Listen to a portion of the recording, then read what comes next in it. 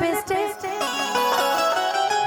अरे हिलेला अरे आ रहा डिस्ट्रिक्ट कि जिला टॉप लागेलो हाय जिला टॉप लागेलो कमरिया। मन्नू डांस कर सकते हो अभी? आप करो ना। क्या मनमीत भैया को बुला दूं डांस करने के लिए? बिल्कुल बिल्कुल बिल्कुल बिल्कुल। सर सर है ना कि कमरिया ये आपकी जगह ये डांस कर देगा। इसका बिया लगा नया नया ऑपरेशन के लिए भी क्या हुआ नजर मिला है कि कमरिया किस चीज के ऑपरेशन के लिए मिला ये कैलेंडर भी हम आपको बताएंगे।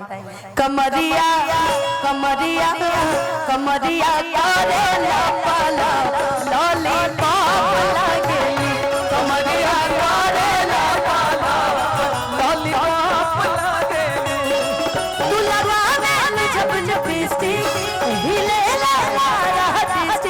जिला टॉप लागेलू हाय जिला टॉप लागेलू कमरिया कमरिया कमरिया करेला पाला लॉलीपॉप लागेलू कमरिया करेला पाला लॉलीपॉप लागेलू।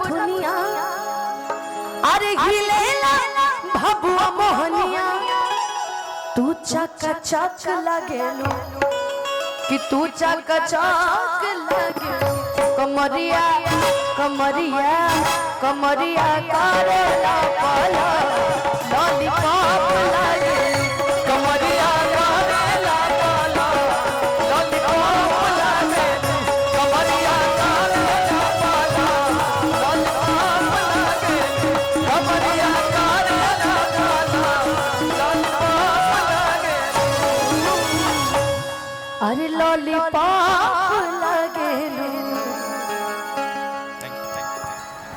नहीं कौन सा है कभी आ जाए ना हमके लागल हमर पहिला हो मनमीत भैया देखिए पवन जी का जो गाना होता है ना एक एक शब्द देखिए। अभी हमने मेघा जी की बात की तो मेघा जी की अभी कुछ दिन पहले शादी हुई है तो देखिए सिचुएशन देखिए कि हमके लागल हमर ना इनको हमके लागल हमर पहिला हो बाकी बिया हल तू महिला हो।